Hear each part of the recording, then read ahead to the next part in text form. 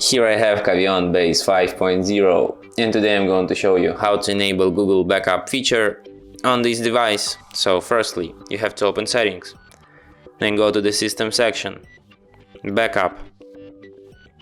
Then you have to enable this feature Backup to Google Drive, and then what you have to do is to add your Google account. To add Google account, of course, you will need internet connection.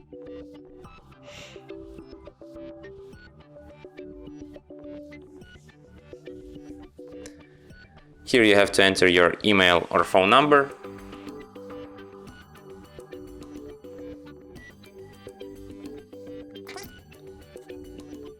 Then you have to enter your password.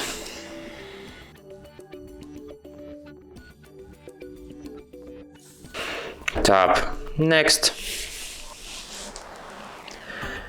Then you have to accept Google's Terms of Service and Privacy Policy. And at last, what you will have to do is to tap Accept here.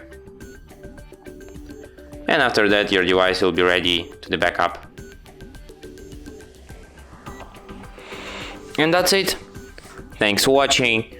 If you find this tutorial useful, don't forget to hit that like button and subscribe to our channel.